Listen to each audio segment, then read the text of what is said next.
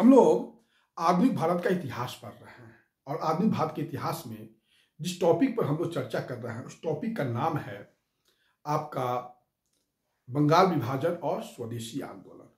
देखिए, ये स्वदेशी आंदोलन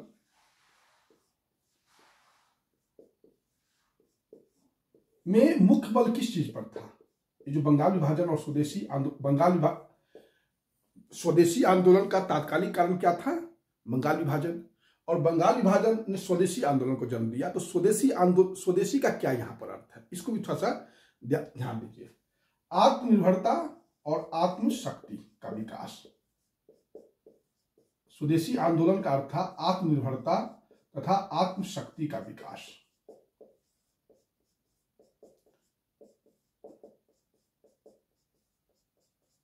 आत्मनिर्भरता, जैसे कि अब महिलाओं ने विदेशी चूड़ी पहनने से इनकार कर दिया या लोगों ने जूता चप्पल पहनने से इनकार कर दिया, तो इससे क्या हुआ कि आत्मनिर्भरता आया।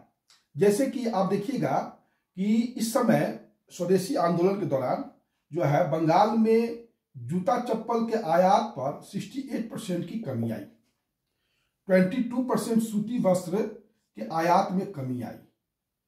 तो लोगों ने कहीं ना कहीं विदेशी जूता चप्पल, विदेशी वस्त्रों का बहिष्कार कर दिया था।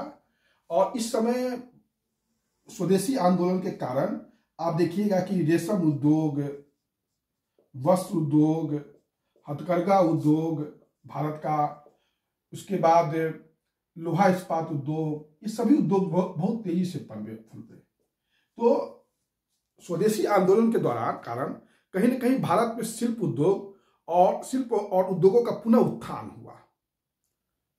तो यह चीज देखने को मिलता है। और विदेशी वस्तुओं को हतोत्साहित किया गया। जैसे जूता चप्पल में 68% की गिरावट आई जो विदेश से आता था, सूती वस्त्र में 22% की गिरावट आई। तो ये सब देखने को हमको मिलता है, इसलिए थोड़ा सा इसको ध्यान में रखिएगा कि स्वदेशी आंदोलन के दौरान जो है महिलाओं ने भी चूड़ी पहनना शुरू कर दिया था।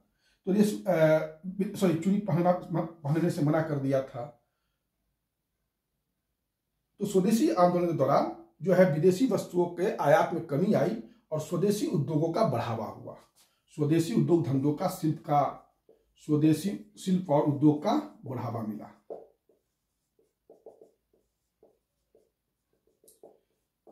स्वदेशी आंदोलन के दौरान एक चीज जो देखने में बहुत इंपॉर्टेंट चीज आया, वह यह आया कि महिलाओं ने बहुत बढ़ चढ़ कर भाग लिया।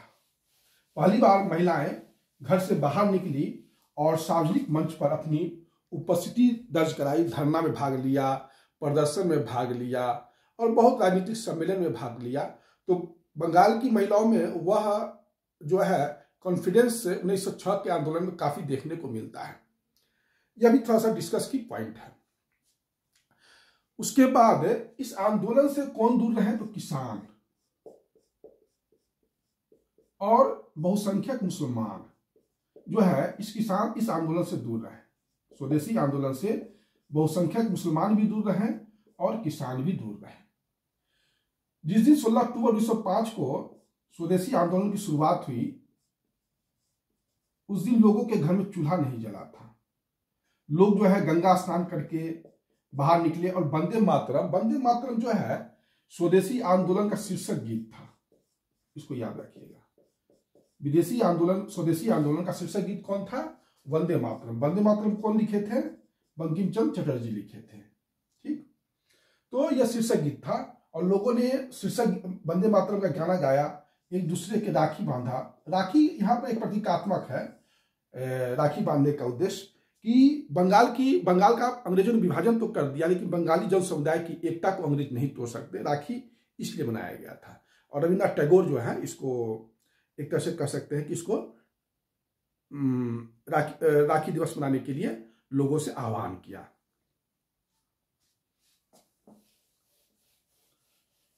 स्वदेशी आंदोलन से एक जुड़े हुए ब्रिटिश पत्रकार थे, उनका नाम था H.W.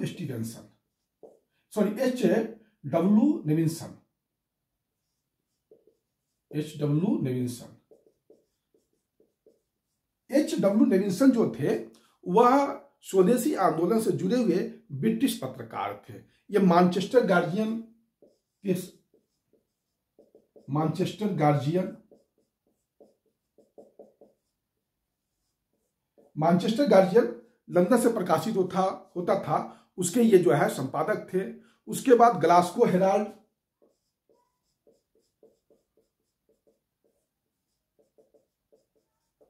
Manchester guardian, Glasgow Herald, उसके बाद आपके थे डेली क्रॉनिकल था एक, डेली क्रॉनिकल।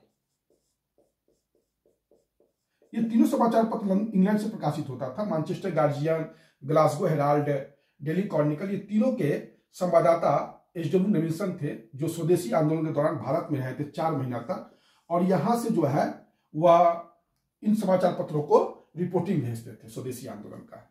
बाद में इन्होंने जो रिपोर्टिंग किया वह एक साथ जो है संग्रह रूप में द स्पिरिट ऑफ इंडिया के नाम से प्रकाशित हुआ, द स्पिरिट ऑफ इंडिया के नाम से प्रकाशित हुआ। स्वदेशी आंदोलन के दौरान एच.डब्ल्यू. नेविल्सन जो है भारत में एक ब्रिटिश पत्रकार थे, जो मैनचेस्टर गार्जियन के लिए, ग्लासगो हेराल्ड के लिए, डेली क्रॉनिकल के लिए जो है यहाँ से स्वदेशी आंदोलन का खबर भेजते थे।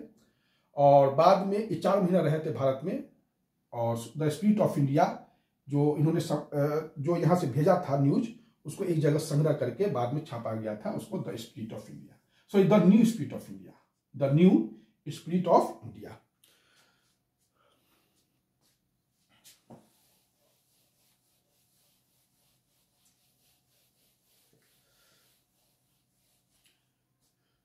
स्वदेशी आंदोलन के दौरान जो कुछ हमें चीज देखने को मिलता है, उसमें सबसे बड़ा इंपॉर्टेंट चीज यह है कि कुछ समिति का स्थापना किया गया था स्वदेशी आंदोलन के दौरान, जैसे डॉन सोसाइटी, और डॉन मैगजीन भी था। डॉन सोसाइटी और डॉन मैगजीन भी था। ये थे सतीश चंद्र मुखर्जी। कौन थे इसके डॉन सोसाइटी के संस्थापक? सतीश चंद्र मुखर्जी।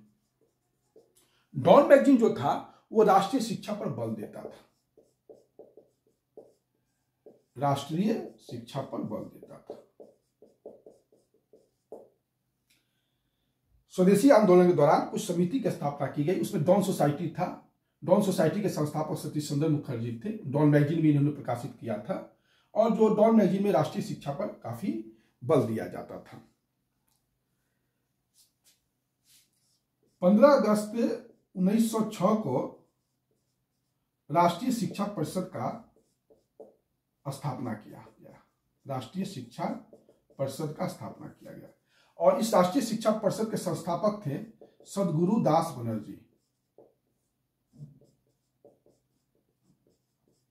15 अगस्त 1906 को राष्ट्रीय शिक्षा परिषद का स्थापना किया गया। इसके संस्थापक थे सदगुरु दास बनर्जी। इसमें साहित्य, विज्ञान और प्रौद्योगिकी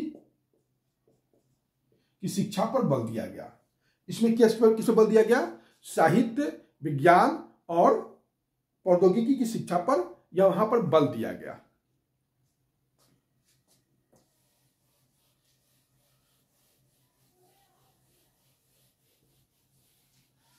डॉन सोसाइटी के बाद है आपका एंटी सर्कुलर सोसाइटी।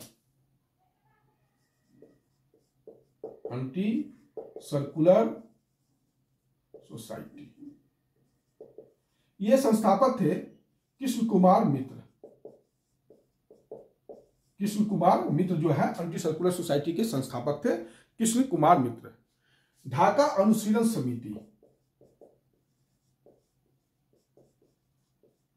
ढाका अनुशीलन समिति, पुलिन दास।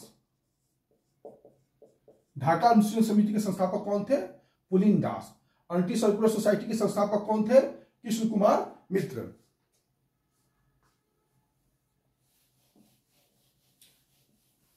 कलकत्ता अनुशीलन समिति,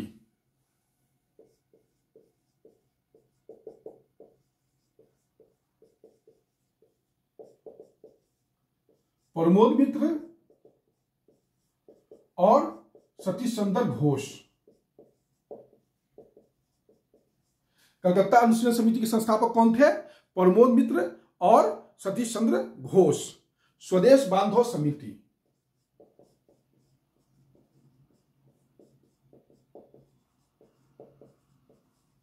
स्वदेश बांधव समिति के संस्थापक कौन थे? तो अश्विनी कुमार दत्त। अश्विनी कुमार दत्त, यही अश्विनी कुमार दत्त ने भारतीय राष्ट्रीय कांग्रेस को 3 दिन का तमाशा कहा था। उन्होंने ही स्वदेश बांधव समिति का स्थापना किया था। ये स्वदेश बांधव समिति जो था, स्वदेशी आंदोलन के दौरान जो है लोगों में जन जागरूकता फैलाने के लिए स्थापित किया गया था। जन जागरूकता। अश्विनी कुमार दत्त ने स्वदेशी आंदोलन के दौरान स्वदेश बांधव समिति का स्थापना किया। इसका उद्देश्य एकमात्र था कि लोगों के बीच जन जागरूकता लाना। उसके बाद एक था शांति समिति।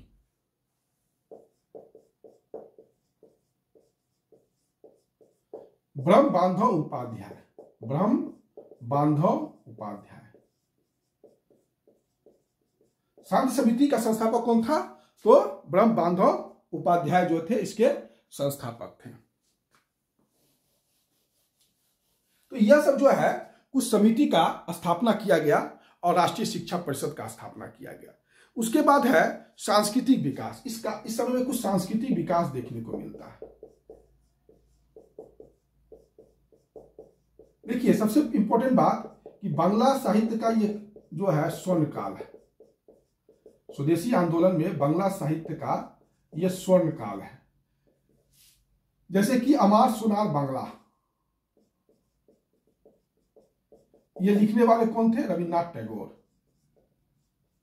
रविन्द्रनाथ टैगोर जो थे ये अमार सुनार बांग्ला लिखे थे। बाद में ये बांग्लादेश जो जब देश बना, नया देश बना 1971 में, तो इसका राष्ट्रीय गान इसको बनाया गया, अमार सुनार बांग्ला को। वंदे मातरम स्वदेशी आंदोलन का राष्ट्रीय गीत था। अभी तुरंत मैंने चर्चा किया है, जो बंकिम चंद्र चटर्जी ने लिखा था। ये दोनों चर्चा पहले भी हो चुका है बार बार, तो इसको कोई करने का जरूरत नहीं है।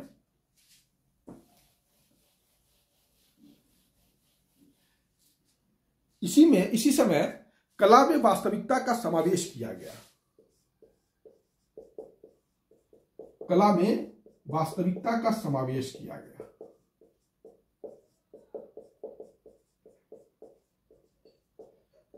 अवनींद्रनाथ टैगोर थे, अवनींद्रनाथ टैगोर थे, और इनके बड़े भाई का नाम था गगनेंद्र नाथ टैगोर।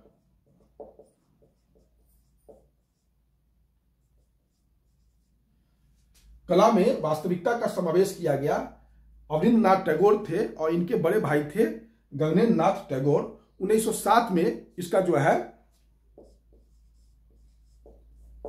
इन्होंने जो है इस कला में वास्तविकता का समावेश किया, और इसमें जो था प्राच्य कला का पुनः उत्थान, प्राच्य कला का पुनः उत्थान और आधुनिक चेतना का संगम।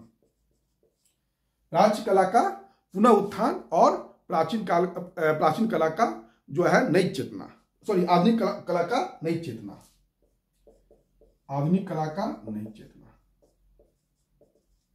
मतलब कला में वास्तविकता का समावेश किया गया। अवनींद्रनाथ टैगोर और गगनेंद्र नाथ टैगोर थे, और 1907 में इन्होंने स्थापित किया था। इसमें प्राचीन कला का उत्थान किया गया, और इन लोगों ने इस पर ध्यान दिया था। और the oriental arts,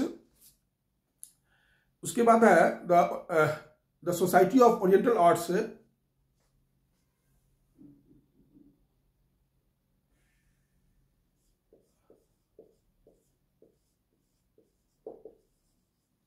the society of oriental arts की पहली छात्रवृत्ति किनको मिला था? तो नंदलाल बोस को मिला था। The society of oriental arts की पहली छात्रवृत्ति नंदलाल बोस को मिला था, और कला में वास्तविकता का समावेश अवनींद्रनाथ टैगोर ने किया था। प्राचीन कला का पुनः उत्थान और आधुनिक कला का नई चेतना के साथ उसको संगम किया।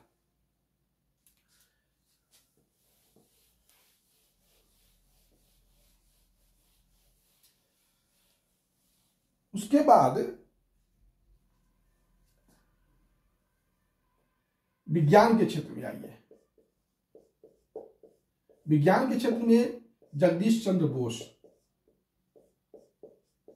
जगदीश चंद्र बोस और प्रफुल्ल चंद्र राय भी थे।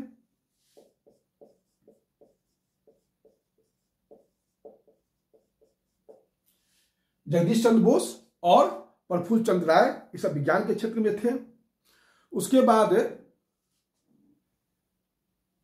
विज्ञान के क्षेत्र में यही थे, जगदीश चंद्र बोस और प्रफुल्ल चंद्र राय, ये दो जो है स्वदेशी आंदोलन के दौरान ही उभरे हुए वैज्ञानिक थे।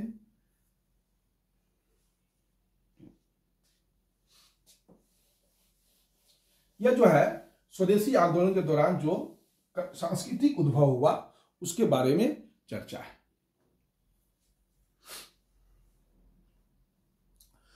उसके बाद है कि मजदूर आंदोलन थोड़ा सा देख लेते हैं। स्वदेशी आंदोलन के दौरान मजदूर आंदोलन कौन कौन सा देखने को मिलता है।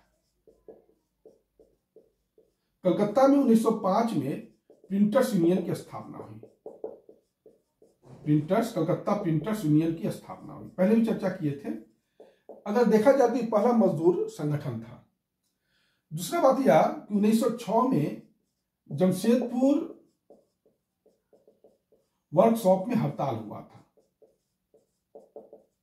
स्वदेशी आंदोलन के दौरान जमशेदपुर के वर्कशॉप में हड़ताल हुआ था और 1905 में प्रिंटर्स यूनियन की स्थापना हुई थी कलकत्ता में। यह पहली मजदूर संगठन था। ऐसे एनएम लोखंडे का आता है बॉम्बे मिल हैंड एसोसिएशन, लेकिन यह भी जो था पहला मजदूर संगठन कह सकते हैं, है ना।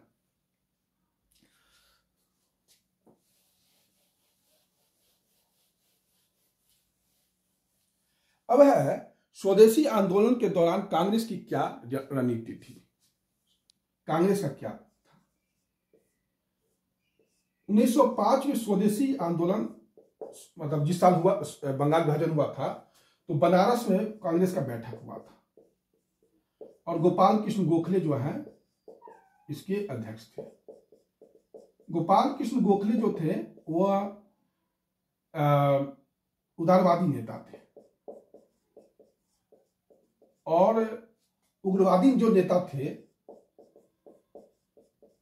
जिसमें लाला लाजपत राय थे, लाल बाल पाल तीनों और अरविंद घोष। तो स्वदेशी आंदोलन को उदारवादी नेता चाहते थे कि यह बंगाल तक ही सीमित रहे, लेकिन उग्रवादी नेता चाहते थे कि नहीं, यह जो है बंगाल से बाहर पूरे भारत में फैले। यह इनका था। लेकिन यहां पर स्वदेशी और बहिष्कार संबंधित प्रस्ताव पारित हो गया। स्वदेशी और बहिष्कार संबंधित प्रस्ताव जो है वह पारित हो गया। 1906 में कलकत्ता में बैठक हुआ।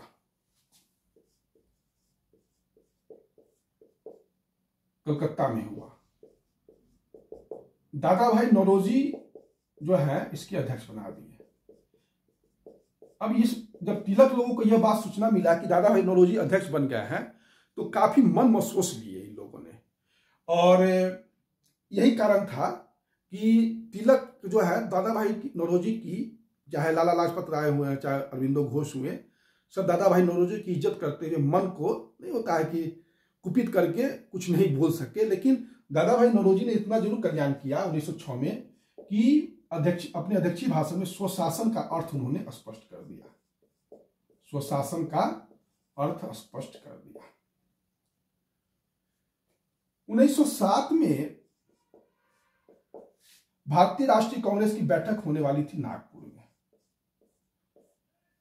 अब उदारवादी नेता को यह बात पता था कि नागपुर में अगर कांग्रेस का अधिवेशन हुआ तो तिलक वहां पर बहुत प्रभावशाली है, तो क्यों ना भारतीय राष्ट्रीय कांग्रेस की बैठक सूरत में कर दिया जाए। और यहां पर उदारवादी और उग्रवादी में जमकर जो है आप कह सकते हैं कि मतलब हंगामा होने लगा। मुद्दा था स्वदेशी, बहिष्कार, राष्ट्रीय शिक्षा और स्वशासन, ये 4 प्रस्ताव थे। इस पर जो है काफी दोनों गुट में विवाद हो गया, उदारवादी और उग्रवादी में। अंतिम में जो है उदारवादियों ने उग्रवादियों को 7 वर्ष के लिए जो है कांग्रेस से बाहर निकाल दिया। कांग्रेस में पहला विभाजन 1907 में हुआ और उदारवादियों ने उग्रवादियों को कांग्रेस से 7 वर्ष के लिए बाहर का रास्ता दिखा दिया। तो यह हो गया आपका भारतीय राष्ट्रीय कांग्रेस ने क्या किया उस समय, ड्रामा, वह क्लियर हो गया।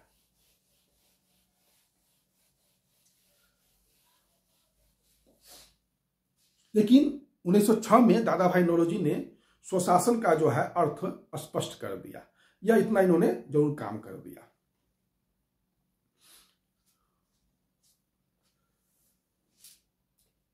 इसी समय दिसंबर 1911 में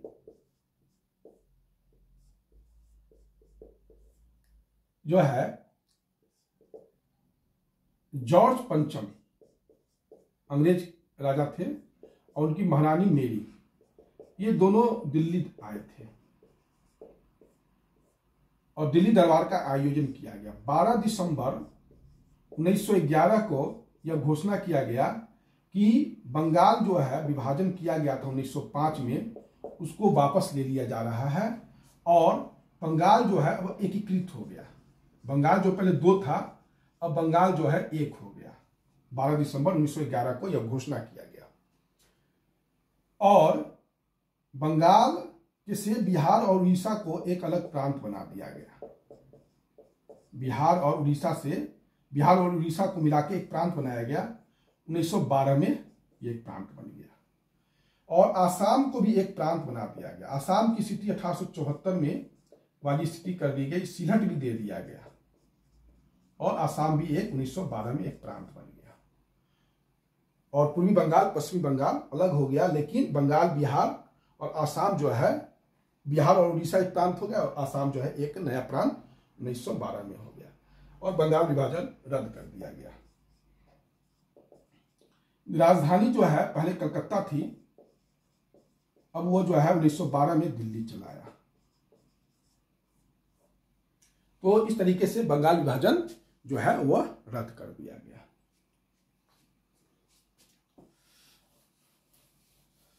अब है क्वेश्चन है कि आखिर स्वदेशी आंदोलन क्यों समाप्त हो गया? स्वदेशी आंदोलन क्यों समाप्त हो गया? क्वेश्चन यह है, स्वदेशी आंदोलन का समाप्त होने का पतन का कारण क्या है? स्वदेशी आंदोलन की असफलता का कारण क्या है? अगर हम उसको देखें, पहला कारण कि ब्रिटिश सरकार ने बहुत ही कड़ा दमन किया। ब्रिटिश सरकार ने कड़ा दमन किया। मुसलमान जो हैं इस स्वदेशी आंदोलन से दूर रहे, एक बहुत बड़ा इसमें था। कृषक दूर रहे, कहीं ना कहीं असफलता का ये कारण था। ढाका का नवाब था सलीमुल्लाह खान। ढाका का नवाब सलीमुल्लाह खान था। वह कृषकों को जो है स्वदेशी आंदोलन के विरोध में उकसाता था। अंग्रेजों ने सांप्रदायिक दंगा का भड़काया।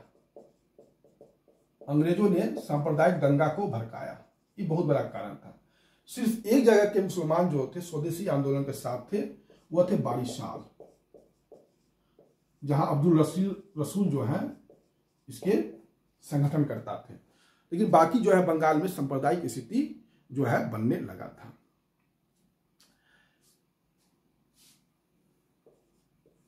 विपिन चंद्र पाल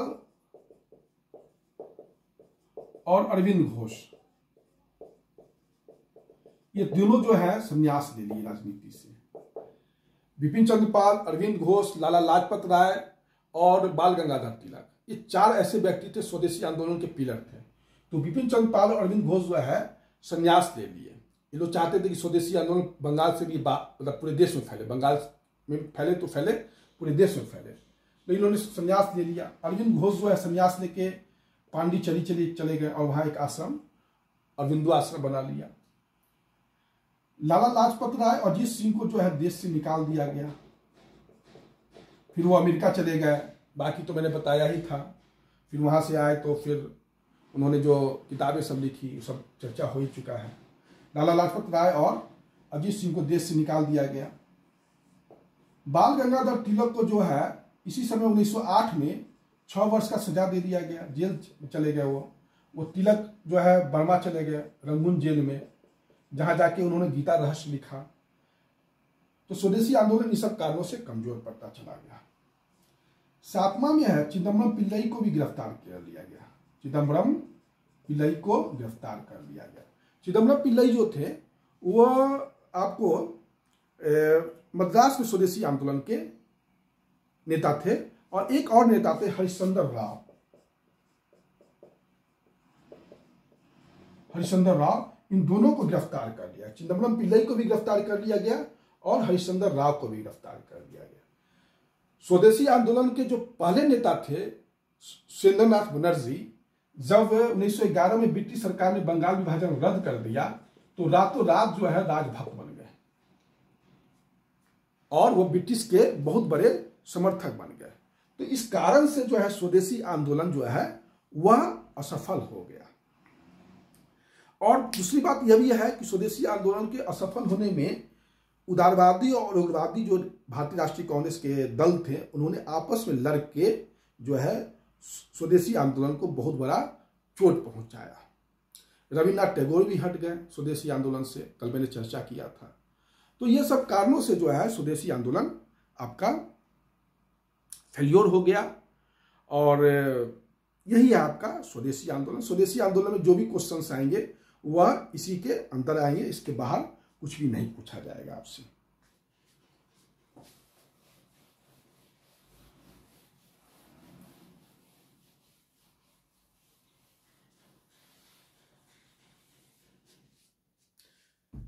अब जो है, अब हम नेक्स्ट जो आदि भाग का टॉपिक होगा, स्वदेशी आंदोलन का समाप्त हो गया। जो भी प्रश्न आएंगे आपको यहीं से आएंगे, बाकी पढ़ने की कोई आवश्यकता नहीं है। ठीक है, धन्यवाद।